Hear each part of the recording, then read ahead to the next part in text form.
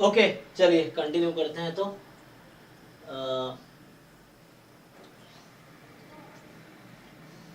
अभी लगता है कुछ बच्चे नेट की तैयारी में बिजी हैं, उधर आते नहीं है लोग ज्यादा।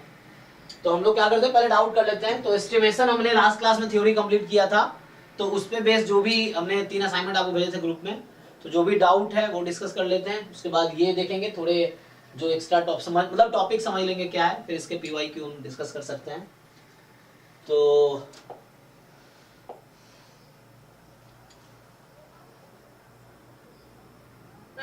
जी अच्छा, आप मतलब कुछ जो मतलब आप 3 बजे आप 3:45 में आप कुछ मतलब क्या रेडी करके रखना है, आप मतलब सेट किए थे ना, मतलब हाँ क्या रेडी।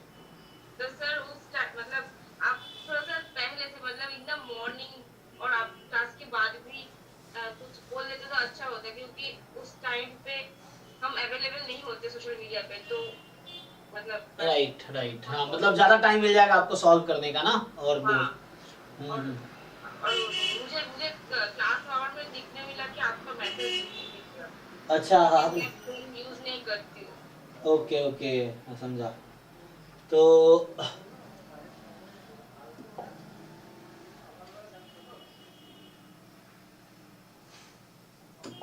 वैसे आज आपसे मुझे डांट भी मिल गई। हैं डांट कहाँ, कब डांट मिल गई? हाँ सर, आपने तो बोला था कि तुमने किया नहीं, ये सीरीज खत्म नहीं किया, तो मतलब आपने बोला था ना कि अच्छा कंप्लीट, ओके हाँ वो देना टेस्ट का। चाहिए। हाँ अच्छा तो आप लोग का डबल हो जाता ना, जैम वाली चीजें भी करनी है, इधर गेट वाली भी हाँ, करनी है, प्रेशर होता है। एक्स्ट्रा हो गया। इसे बताइए जिन लोगों ने ट्राई किया, डाउट बताइए, ट्राई करते हैं अगर डाउट है तो। इस वाले में ये भेजा था ना ग्रुप में, है डाउट? चेक कर लीजिए। तो ये वाला पूरा नहीं किया था, टेस्टिंग वाला किया। टेस्टिंग वाला किया, चलिए टेस्टिंग वाला देख लेते हैं। तो नहीं, वो है सर डाउट। बोलो, तो टेस्टिंग का भी ओपन करते हैं।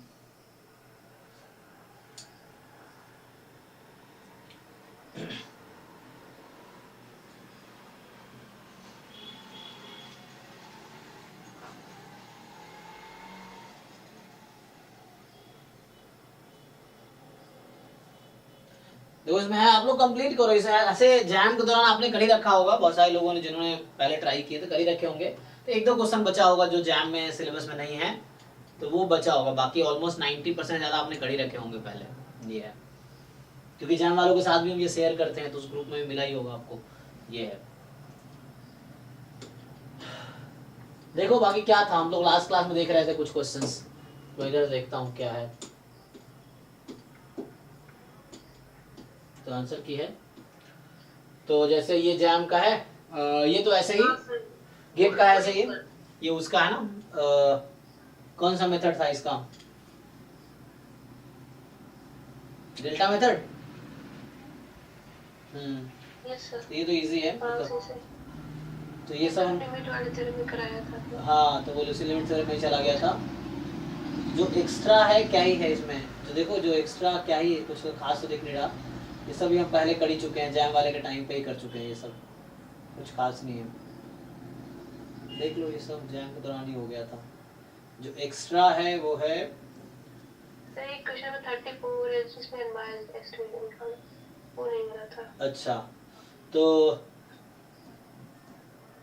ये सब बाकी ये किया है, ये वाला हो गया था। ये सब तो पहले ही आपने कर रखे हैं, ये सब तो सबने कर ही लिए थे। ये वाला क्वेश्चन में 30, हाँ ये वाला 30 मतलब यहाँ 34 है, वो एग्जाम में 24 नंबर का रहा होगा, उस पेपर में 24 नंबर का है, हमारा 34 है यहाँ पे। तो ये कुछ नहीं, आपको क्या करना, थीटा का इनवर्स एस्टिमेटर निकालना है। तो ये सिंपली आपको थ्योरम यूज करना है, हो जाएगा। हमें क्या चाहिए, इनवर्स एस्टिमेटर ऑफ थीटा चाहिए ना, तो थ्योरम के हेल्प से हो जाएगा इजीली।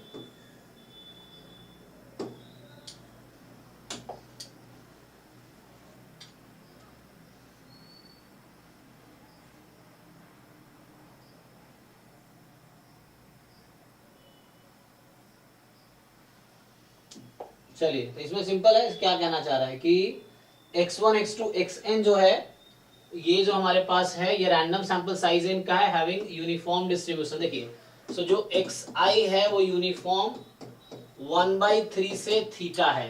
तो समहाउ आप स्केल और लोकेशन चेंज करके इसको यूनिफॉर्म 0 1 बना दो, फिर आसान हो जाता है ना काम।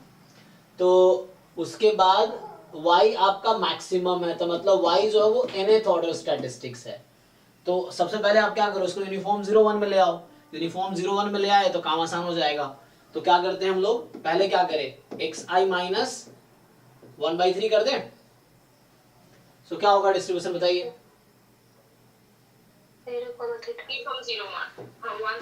नहीं नहीं 0 थीटा सॉरी 0, नहीं, हाँ आपको दोनों में घटाने हैं, थीटा माइनस 1/3 हमने, क्योंकि x का रेंज है 1/3 से थीटा, तो x माइनस 1/3 का जो रेंज होगा 0 से थीटा माइनस 1/3 हो जाएगा, उस पे यूनिफॉर्म है। अब क्या करते हैं, जो xi माइनस 1/3 है उसका जो ये नंबर थीटा माइनस 1/3 है उससे डिवाइड कर दिया। अब तो इसका रेंज था 0 से दिस, तब इसको डिवाइड कर दिया तो रेंज क्या आ जाएगा, 0 1।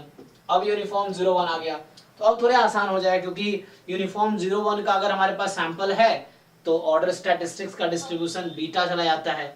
तो यहाँ से अगर आपसे सर ये गलत कर सकते हैं। बस यही से आ जाएगा, तो इजी हो गया। तो यहाँ सिंपली आप देखेंगे कि nth order statistics minus 1/3 upon theta minus 1/3, ये हो जाएगा बीटा n कॉमा 1 हो जाएगा। अब बस हो गया, इसमें e लगा दीजिए, और इसका e पता ही आपको n अपॉन n प्लस 1, और क्रॉस मल्टीप्लाई करके आ जाएगा, ये है। और यही आपका y है, दिस इज y। ठीक, कुछ इस तरह से ये या ये आएगा, इस तरह से ये तो नहीं आएगा y प्लस वाला, शायद चेक कर लीजिएगा, आपको देखना पड़ेगा ना ट्रांसफॉर्मेशन करके। तो इजी हो गया कि e of y minus 1/3 upon theta minus 1/3 is equal to n upon n plus 1, ये आ जाएगा। और यहां से आपका आ जाएगा, ठीक है। सो यहां से आप क्रॉस मल्टीप्लाई कर लीजिए, थीटा आ जाएगा। तो ये तो हो ही गया, यहाँ से क्या आ गया, एक्सपेक्टेशन सबको लगाने से आ जाता है। देखिए उतना टाइम क्यों लगाओगे, ये तो आसान है, हर सब पे लगाना फिर टाइम किल होगा। तुम्हें थोड़ा एग्जाम में टाइम बचाने हैं, है ना। तो इसको उधर ले जाओ, y माइनस 1, इस क्रॉस मल्टीप्लाई कर रहा हूं तो ये अच्छा उल्टा हो गया, तो इसको आप शिफ्ट करो, तो यहां से आ जाएगा n प्लस 1 अपॉन n, ये इधर गया ना, क्रॉस मल्टीप्लाई हुआ, और ये इधर आया, तो ये इधर, ये इधर, ये इधर आ गया, प्लस 1/3। ये जो है ना, इसका एक्सपेक्टेशन थीटा के इक्वल आ जाएगा, चेक कर लीजिए। आप इसको इधर बुला सकते हैं चाहे तो, क्रॉस मल्टीप्लाई किया मैंने, ये इधर गया, ये इधर आया, ये इधर गया, और फिर 1/3 इधर आ गया। मतलब ये कौन सा वाला 1/3, हाँ ये वाला 1/3 इधर आ गया। समहाउ आप सिंप्लीफाई कीजिए तो ये आंसर आ गया, n plus 1 upon n, a आ गया। ठीक है, दिस इज आंसर। ओके, तो इसमें और कोई है किसी को डाउट तो बताइए, वरना इसको हम कंप्लीट मानते हैं।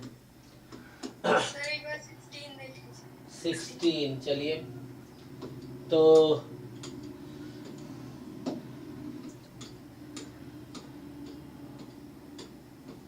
ये तो पहले हो चुका है। हाँ, जैन के दौरान तो हमने कर दिया ना, लेकिन कुछ क्वेश्चन छोड़े होंगे तब।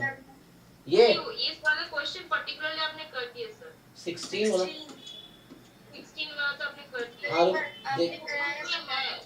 रुक जाओ, उस मेन समझना जरूरी है ना, करा दिया ठीक है, लेकिन आपसे होना चाहिए जब आप अकेले में खुद से करो तो, बिना किसी हेल्प के। हाँ, एक बार किया था ऐसे, लेकिन बहुत स्ट्रगल के बाद किया था, तो समहाउ इसको हमने उस मेथड पे फिट किया था, डेल्टा मेथड पे। नहीं कोई दिक्कत नहीं है, हाँ डेल्टा मेथड में फिट किया था।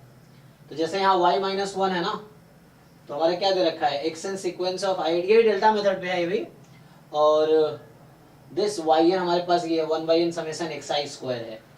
अब मुझे क्या करना है, ये बता रखा लेस देन इक्वल टू, जो कि फाई सी के इक्वल है, तो समहाउ आपको लेफ्ट साइड में z बनाना पड़ेगा, तो z बना देंगे तो हो जाएगा। तो सिंपल ये यहाँ y माइनस 1, यहाँ ट्रिक ये था कि यहाँ भी y माइनस 1 बना दो, हो जाएगा काम। तो ये ट्रिक था इसमें कि और के टर्म को एक साथ करें। हाँ, वो मतलब एक साथ उसको वैसा कर देंगे तो हो जाएगा। एक्चुअली ना मेन क्या होगा, क्वेश्चन एक बार सॉल्व, आपको रिपीटेडली सॉल्व करना, रिवीजन करना होगा बार बार, ताकि याद रहे, वरना मैंने किया, लेकिन आप खुद से करो बिना किसी हेल्प से, अगर सॉल्व कर पा रहे मतलब आप सीख गए। और यही सीखना ही तो है, आपको इस प्रोसेस में सीखना है, और जितनी सारी चीजें प्रोसेस में सीखोगे वही एग्जाम में आपको अप्लाई करने हैं। सर कुछ टाइम बाद सर भूल जाते हैं। हाँ, ये सबके साथ, मेरे साथ भी होता है।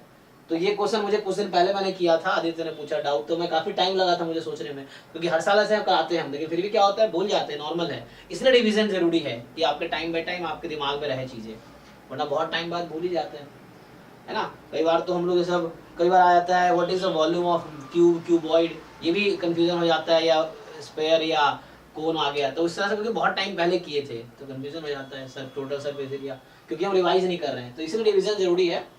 तो आपके जो सिलेबस, इसलिए असाइनमेंट क्या है, एक बार सिलेबस और पीवाईक्यू उसको आप रिवाइज करते रहो फ्रिक्वेंटली, ये है। बाकी टेस्ट आप लोग एक्सरसाइज टेस्ट भी दे दो, उससे रिवीजन ही होगा, क्योंकि आपके लिए तो टेस्ट जो है वो इजी है, क्योंकि एग्जाम लेवल के टेस्ट है वो सब। तो सर पर जो क्वेश्चन खुद से सॉल्व हो जाते हैं सर वो वाले नहीं होते। अच्छा,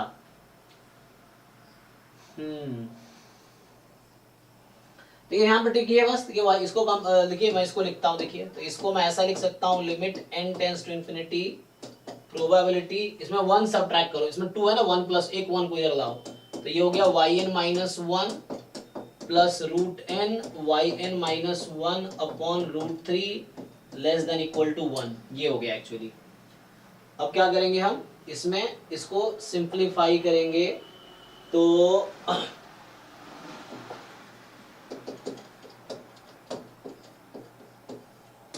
प्रोबेबिलिटी ये आ गया, yn माइनस 1 यहाँ से कॉमन ले लीजिए आप, तो बचा क्या, 1 plus root n upon root under 3 less than equal to 1, यही है। तो अगर यहाँ से आप ठीक से लिखो, तो अब क्या करते हैं, इसको जब लिखेंगे equal to limit n tends to infinity yn minus 1 less than equal to, इसको रूट ले, चाहे वो ले सकते हो आप एलसीएम, तो एलसीएम लोगे root 3 plus root n upon root 3, तो ये इधर जब आएगा क्रॉस मल्टीप्लाई होके, सो रूट 3 अपॉन है ना, ये इधर आएगा ना, क्रॉस मल्टीप्लाई अपॉन में आएगा ये, तो रूट 3 प्लस रूट n या रूट n प्लस रूट 3, ये बनेगा, चेक कर लीजिए। इसका एलसीएम लो और इसको इधर भेजो आप,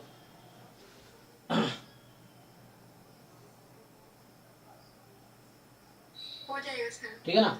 अब हो गया, अब yn माइनस 1, तो yn क्या है, ये है 1/n समेशन xi स्क्वायर, अब ये हो गया, तो yn का मीन तो 1 ही आएगा, आप चेक कर सकते हैं यहाँ से, क्योंकि xi स्क्वायर 1 दे रखा है, लेकिन yn का वेरिएंस क्या आएगा यहाँ से, ये है, so what is the variance of yn, तो इसको चाहो तो कुछ नया नाम दे दो चाहो तो वेरिएंस ऑफ yn आप निकालेंगे, तो ये सैंपल है, मतलब मेरा मतलब ये एक्स स्क्वायर का वेरिएंस कितना है, ये एक्स आई स्क्वायर को नया नाम दे दिया टी आई मान लो, तो ये समेशन टी आई है, तो टी आई का मीन है 1, है ना, मैं बोल रहा हूँ एक्स स्क्वायर का नाम टी रख देते हैं, तो expectation of T I is equal to 1 दे रखा है, और वेरिएंस ऑफ टी जो होगा ये टी स्क्वायर है, तो दिस माइनस दिस स्क्वायर, तो एक मिनट 2 आ जाएगा टोटल यहाँ पे, हाँ मतलब इसका 2 आ गया, तो yn का वेरिएंस आ जाएगा, है ना, so each random variable T I का ये, तो ये एक्चुअली इसको मैं बोलना चाह रहा हूँ टी बार,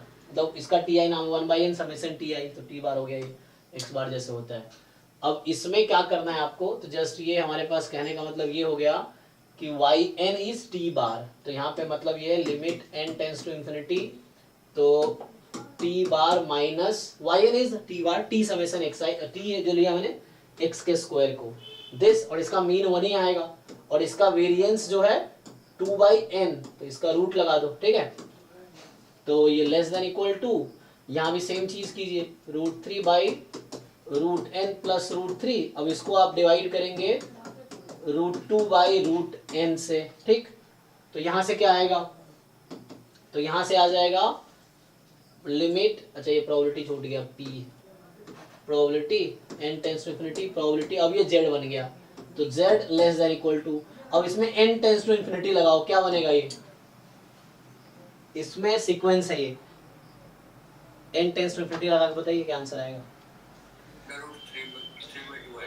अच्छा हाँ, जैसे ये क्योंकि ये रूट n से डिवाइड कर देते हैं, तो ये 1 हो गया, और यहाँ 1 प्लस √3/, ये 0 हो जाएगा, तो 1/, √3/2 आ गया, तो ये आपका √3/2 मतलब ऐसा, यार एक रूट में ये आ गया, तो यही है, और n टेंड्स टू इंफिनिटी लगा ही दिया आपने, तो लिमिट हटा दो, तो लिमिट हटा दो, तो ये z बना एक्चुअली, लिमिट लगाया तो ये z बना, लिमिट लगाया तो वो ये बना, तो ये हो गया फाइव रूट में 3/2 आ गया आपका। तो 5 में आपका √3/2 आ गया। अब ये 5 हो गया। अब सिंपल यही तो क्वेश्चन था कि अगर ये 5c है तो बताओ c² क्या है। तो हो गया c² 3/2 है मेरा, तो c² 3/2 है, ये आंसर है। तो इस तरह से करना था। ओके, यही है, ठीक है। तो और कोई क्वेश्चन रह गया हो? ये देखो मिनिमल सफिशिएंट कंप्लीट सफिशिएंट पे है।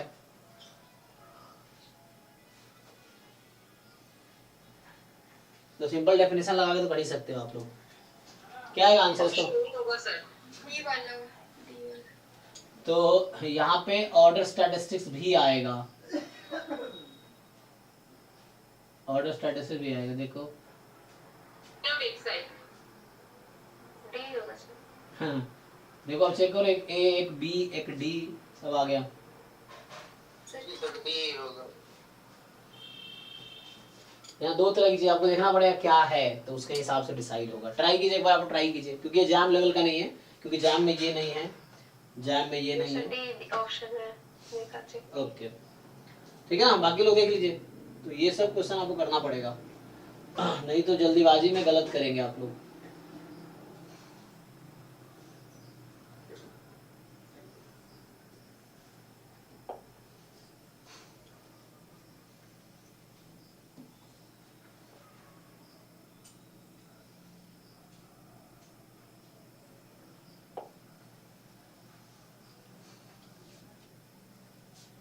जब आप लाइक्लीहुड फंक्शन इसका लिखेंगे तो ये कुछ ऐसा बनेगा, 1/थीटा की पावर n e की पावर -1/थीटा समेशन xi माइनस थीटा, और साथ में आएगा indicator function theta is less than equal to each xi, तो आएगा theta less than equal to first order statistics, ये भी साथ में आएगा। अब चेक कीजिए, फैक्टराइजेशन थ्योरम लगाइए आप, तो इसको थोड़ा और अगर ओपन करोगे तो ये 1/थीटा की पावर n है, और इसको और क्या ओपन कर सकते हो, तो e की power minus summation xi upon n theta रहेगा, और e की पावर इसको उधर ले जाओगे तो n थीटा अपॉन दिस, तो n बच जाएगा, कोई दिक्कत नहीं है।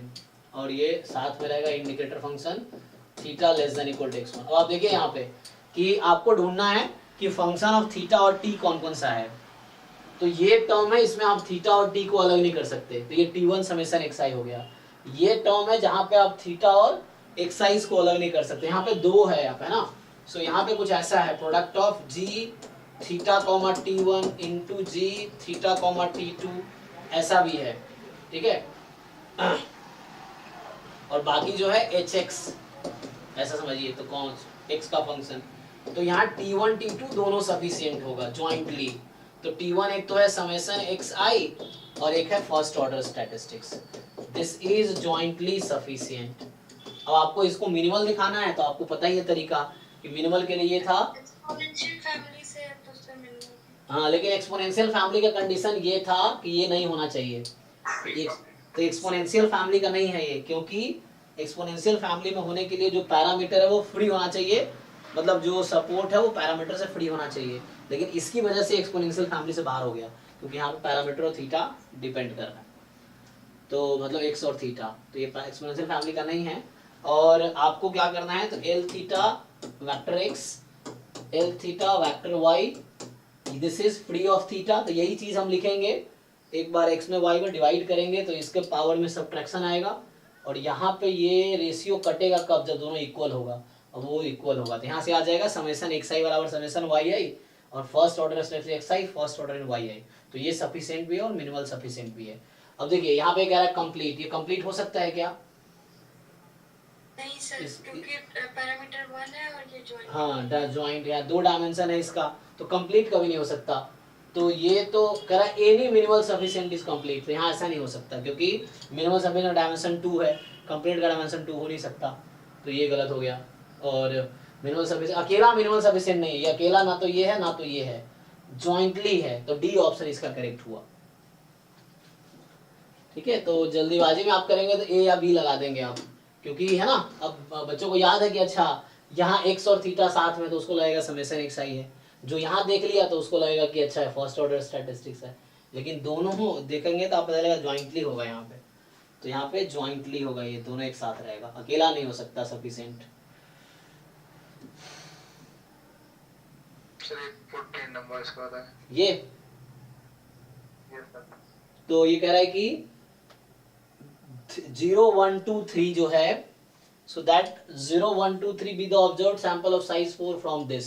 तो मतलब x1 x2 x3 x4 की वैल्यू दे रखी है आपको, पॉपुलेशन ये है हमारा। अब कह रहा है कि थीटा, ये पैरामीटर स्पेस है, यहाँ पे इसको बोलते हैं पैरामीटर स्पेस, कि थीटा के वैल्यू 2 से इंफिनिटी में ही लेना है। तो बोल रहा है कि एमएलई बताओ, तो देखो एमएलई जब भी आएगा पैरामीटर स्पेस में ही आएगा, तो वो इसी सेट में से आंसर 2 से इंफिनिटी के बीच का ही कोई नंबर आएगा। आई थिंक मे भी देखना पड़ेगा क्या है, तो चलिए ट्राई करके देखते हैं। तो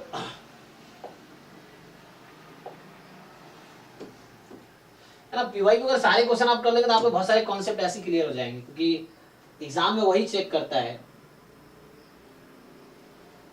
तो यहाँ पे सिंपल है कि ये x1 x2 x3 x4 की वैल्यू है, नॉर्मल थीटा 5 है, तो ऐसे एमएलई जब निकालते हैं नॉर्मल थीटा 5 में तो क्या आता है, x बार आता होगा। हाँ, सो वैसे आप थीटा का एमएलई निकालेंगे तो आपको x बार आता होगा, लेकिन अब आपको ये भी देखना है कि यहाँ से x बार की वैल्यू क्या आएगी। तो x बार की वैल्यू हाँ, तो 0 + 1 + 2 + 3 और अपॉन 4, तो 6/4 3/2 1.5। अब वो बच्चे जल्दीबाजी में आंसर लिख देगा, ये गलत हो जाएगा। ये पैरामीटर स्पेस है, so this does not belong to big theta. Big theta इसको मैं बोलता हूँ ना, यही बिग थीटा है। तो ये पैरामीटर स्पेस में था ही, एमएलई तो हो ही नहीं सकता। एमएलई क्या होता है कि थीटा की वैल्यू जिस पे लाइक्लीहुड फंक्शन मैक्सिमम हो जाए, तो लाइक्लीहुड फंक्शन का डोमेन तो ये है, तो थीटा इसमें बिलोंग करना चाहिए, लेकिन आपका जो थीटा आ रहा है यहाँ पे 1.5 जो कि बिलोंग ही नहीं कर रहा, तो ये तो आंसर नहीं होगा। तो आंसर होगा क्या, तो होगा क्या, हाँ, तो यहाँ पे क्या है कि ये नंबर जैसे 1.5 है और इसकी डोमेन जो है 2 से इंफिनिटी है, तो 1.5 ऐसा नंबर था जिसपे लाइक्लीहुड फंक्शन की हाईएस्ट वैल्यू आएगी। अब यहाँ पे ये है कि आपका डोमेन तो ये है, आपका एक्चुअल डोमेन तो ये है, ये तो है ही नहीं। तो आपको देखना है कि इस इंटरवल में थीटा की कौन सी वैल्यू होगी जो हाईएस्ट वैल्यू देगी फंक्शन की। ग्राफ बनाया मैंने जैसे रफली, तो इसका मतलब है 2 ही एक ऐसा नंबर है कि 2 पे है, जैसे 2 से आगे बढ़ेंगे तो ये कम होती चली जाएगी। तो इस तरह से, तो यहाँ एमएलई इज 2, ठीक है, तो ये 2 इसका एमएलई है, 1.5 नहीं।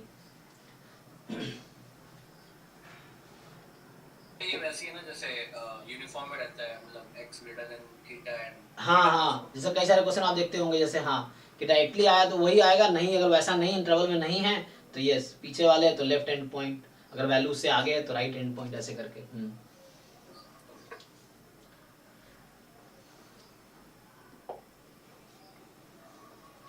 ठीक है जी, तो टेस्टिंग वाला खोलते हैं, इसमें और कोई रह गया तो बताओ।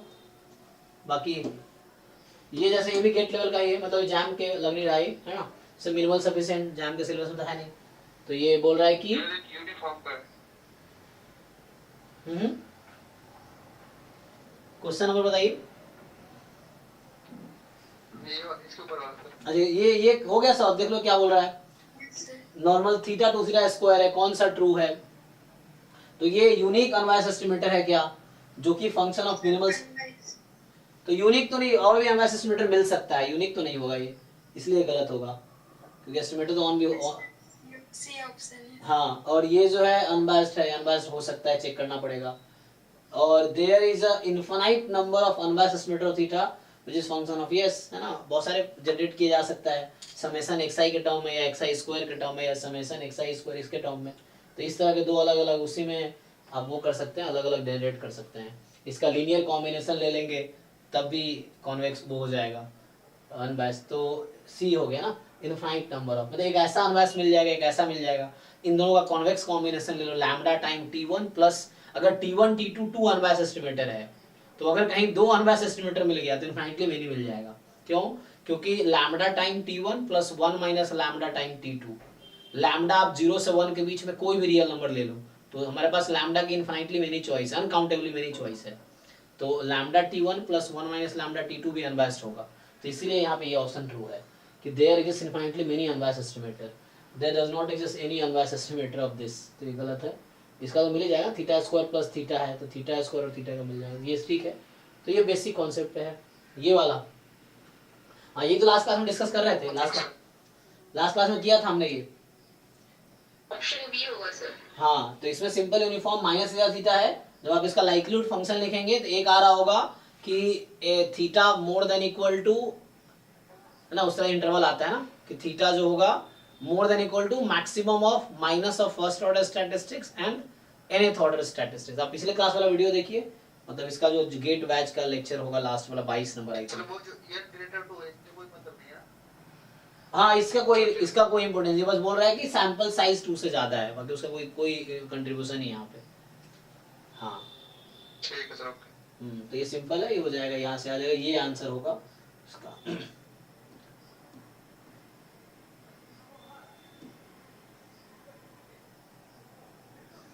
बाकी तो वही जैम लेवल के हैं सब कुछ। तो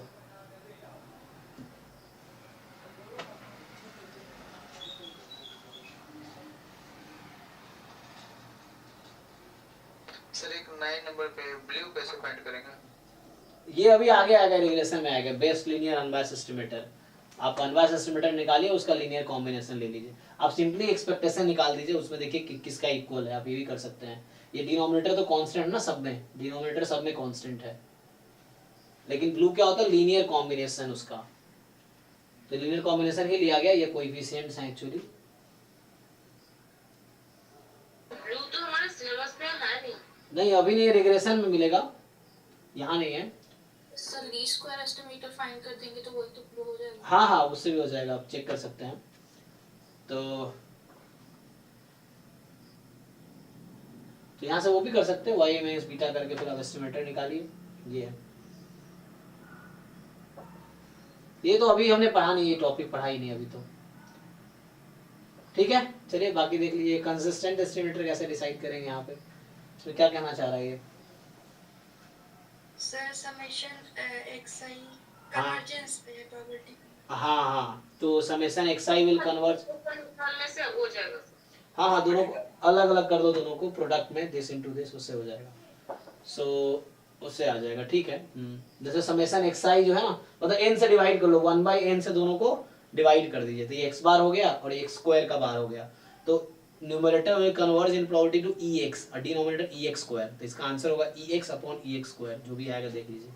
तो वो है, और ये क्या है डिस्ट्रीब्यूशन, कहाँ से लिया गया है, मीन थीटा वेरिएंस थीटा है, तो ex अपॉन ex स्क्वायर, तो ex तो थीटा है और ex स्क्वायर हो जाएगा थीटा प्लस थीटा स्क्वायर। हाँ तो 1 अपॉन 1 प्लस थीटा आंसर आ जाएगा, ये आ जाएगा, ये वाला ऑप्शन ये चीज है। जैसे ये तो देख लिया था आपने, इसका क्या आंसर होगा बताइए?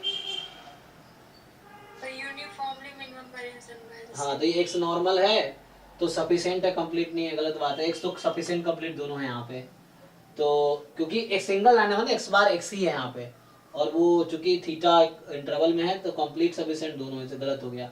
MLE भी यही होगा क्योंकि x बार x के इक्वल है। सर MLE नहीं होगा अच्छा। क्योंकि थीटा 1 से 10 है। अच्छा एक मिनट, तो MLE का मतलब हो गया यहाँ पे, अच्छा हाँ क्योंकि वो डिपेंड, अगर थीटा r होता तो x हो जाता है ना, यहाँ पे थीटा r नहीं है इसलिए प्रॉब्लम यहाँ पे ये है। हाँ लास्ट क्लास में लिख रहा था ना, तो अगर x की वैल्यू 1 से 10 में होगी तब जाके x MLE होगी, अगर फिक्स कर रखा है, बट x तो फ्री है, x क्या है नॉर्मल है, तो नॉर्मल का सपोर्ट पूरा रियल नंबर होता है, तो अगर यहाँ थीटा रियल नंबर होता तो x MLE हो जाता, लेकिन यहाँ प्रॉब्लम क्या है 1 से 10 कर दिया, तो अगर x जब 1 से 10 में है तो x MLE है, अगर x 1 से ज्यादा है, सॉरी x अगर 10 से ज्यादा है तो 10 MLE हो जाएगा, और x अगर 1 से कम है तो 1 MLE हो जाएगा। जो भी आप कह रहे थे ना ऋषभ, वही यहाँ पे लग रहा है कॉन्सेप्ट, क्योंकि इंटरवल फिक्स कर दिया, तो अगर x 10 से ज्यादा हुआ तो 10 ही MLE होगा, क्योंकि पैरामीटर स्पेस का ही मेंबर MLE बन सकता है, और अगर x की वैल्यू 1 से कम हुई तो 1 ही MLE हो जाएगा, क्योंकि पैरामीटर स्पेस का मेंबर ही बनेगा जो मैक्सिमम होगा। तो ये यहाँ पे है, तो UM में MLE नहीं होगा, हाँ बिकॉज वो रेस्ट्रिक्टेड पैरामीटर है इसलिए MLE नहीं होगा। सो UMVV हो जाएगा, ओके, क्योंकि कंप्लीट सफिशिएंट है तो अनबायस्ड देख लो, अनबायस्ड है ही, complete sufficient unbiased this. Ancillary नहीं है क्योंकि इसका डिस्ट्रीब्यूशन में थीटा आ रहा है, तो एनसिलरी नहीं है, ठीक है, इजी है। बाकी सब कर ही चुके हैं, ये सब कर चुके हैं, तो ऐसा कुछ है नहीं। चलिए वो ओपन करते हैं। तो अच्छा, ये गेट का जो एस्टिमेशन हो गया, हमें टेस्टिंग देखना है ना, सो हाइपोथेसिस टेस्टिंग, इसको क्या करूँ, सो यहाँ से क्या आएगा, सो हमें देखना है हाइपोथेसिस टेस्टिंग, ये ओपन करते हैं, 1 मिनट।